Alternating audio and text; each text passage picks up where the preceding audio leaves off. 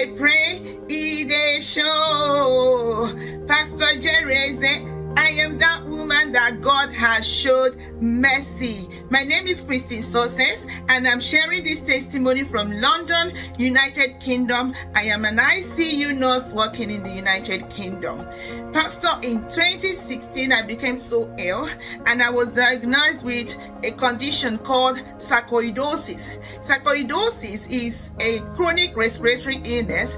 It cannot be cured. It can only be managed. And as I was told, as you go on in age, as you advance in age, the symptoms become worse. At some point, I coughed for 18 months, and sometimes I'll be coughing out blood because of sarcoids in my lungs.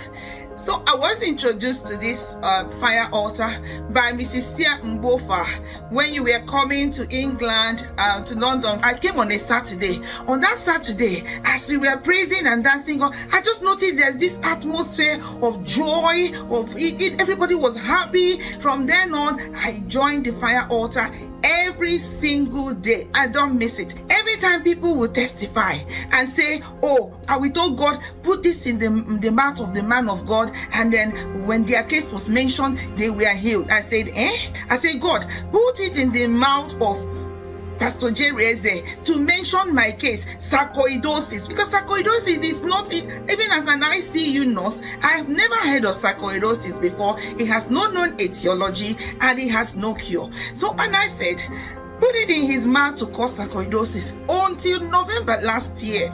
I knelt down and I was praying, and immediately I heard sarcoidosis. Sarcoidosis. That's what I see. Sarcoidosis. If you are the one, put it on the live stream and say, I am the one. Whatever this means, by the power that raised Jesus from the dead, I announce, let it be reversed. I jumped up. I was jumping. I said, my God has remembered me. God has seen me on the altar of fire. I was jumping. I was screaming. But after that, I needed an evidence for me to give this testimony. And I had no appointment anytime soon. But then they wanted to do an investigation, and from that investigation, they sent me for X-ray, and they sent me for CT scan. Pastor Jerry, I have my evidence. Hey, look at my evidence. He said here, previously sarcoidosis.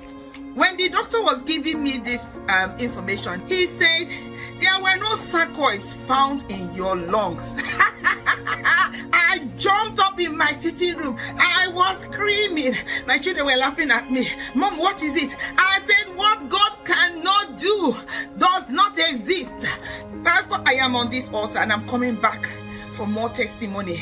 And if you're here and you have a chronic illness and they said it cannot, because it can only get worse as you're getting older, this altar, it will be reversed. My name is Amma, and I'm making this testimony from Canada. On the 5th of February 2024, I had my second baby boy, and the pregnancy journey was very smooth. He was healthy, he was feeding fine, he was doing very well. And then on the 5th of March, on the 8th of March, everything basically changed. The night of that 8th, he fed and he had a big poop, and I cleaned him up. And after that, he started being fussy. He started doing this, like he was having an upset stomach. At least that's what we thought. And then when we woke up in the morning, we saw that he was not responsive. So we decided to rush him to the hospital. And when we got to the hospital, we explained everything that he experienced. And when the doctors assessed him, they saw that he experienced seizures. So what he was experiencing the previous night was seizures. And so they decided to transfer us to a different hospital, a bigger hospital, because they they didn't have an intensive care unit at that hospital. So we're transferred. And when we got to that hospital, a series of tests were done. Part of that test was the CT scan. And when the doctors came in to speak with us, they told us that our son had blood in his brain. And we were quite surprised, quite confused, but they told us that we needed to sign some consent forms, and so they can get the surgery done. So we consented and everything was done. 1 week after the surgery, the doctors told us it's going to be a waiting game. We basically have to wait and see how he improves and how he does. And every day that I would go to the hospital, I would play NSBPD. I would keep saying the words, Divine Mercy, Emergency, I will not bury, I will not be buried. And we would have several meetings with the doctors, and every other day there were bad reports. There wasn't anything good that was said. In one of the meetings that we had with the doctors, they said they were going to try and take the tube out to see if he can breathe on his own, because prior to when the surgery was done, he was placed on a ventilator, and he's been breathing with that ventilator ever since. And so they said they were going to try to take the tube out. So on 3 occasions the tube was taken out, but he wasn't able to breathe on his own. We have been bombarded with several negative reports from the doctor. On this particular day, the doctor told me face to face, your son cannot feed. Saliva will still be coming out from your son's mouth. He cannot read. He cannot play sports. He cannot play any musical instruments. Then as the weeks goes by, the doctors again came and told us, looking at our son's health status, he's never going to make it. They were saying this to us, right? And they now told us to schedule a time, preferable whenever we prefer, for the ventilator to be finally removed and not to be put back. So I decided that I wanted the tube to be taken out on the 5th of April, which was when our son is turning 2 months. And that day came, we had already spoken with the doctors, all the arrangements were made. So the day came, and so NSPPD placed 11 p.m. here in Canada. And there was something Pastor Jerry said which I strongly keyed into. I had to screen record it actually, because I knew that was our word. And one of the things that he said was, today is an anniversary in your life. As I lie prostrate before his throne on this altar, I announce over your life that which will make men marvel. Today is an anniversary in your life. Amen.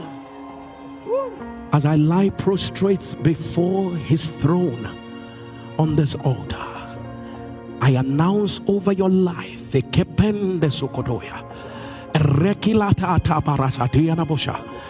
which will make men marvel, that which will make men say, can this ever happen? That which will make you shed tears of joy. At the sound of your amen, let it erupt by fire.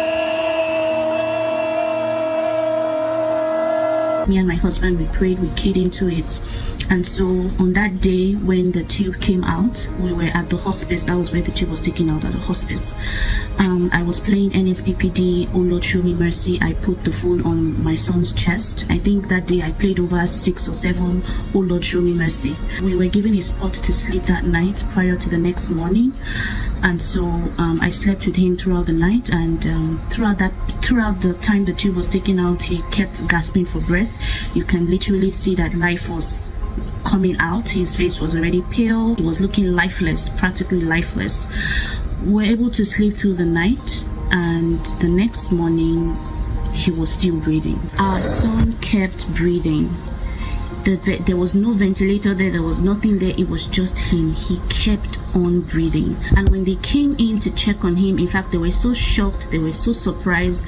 And they even said, because the day the tube came out was on a Friday, the next day was on a Saturday. And so when they came in, they said, okay, let's wait till Monday to see if he continues breathing, then we'll go from there, because they couldn't even believe it. They were shocked. He was breathing perfectly. From Monday, Tuesday, Wednesday going down, he didn't experience any seizures. And then it was down to him feeding.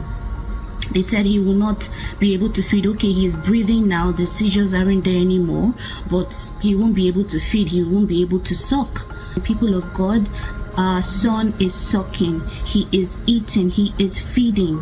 They said he wouldn't breathe, they said he wouldn't feed, they said he won't swallow saliva, but he is feeding, he is swallowing saliva. We are here to thank God for what he has done for our family. This is a huge miracle, because every single person that has heard it, they are wondering how did it happen, what is going on. This person was already written off, but God gave his verdict, and his verdict overruled every other verdict that was made.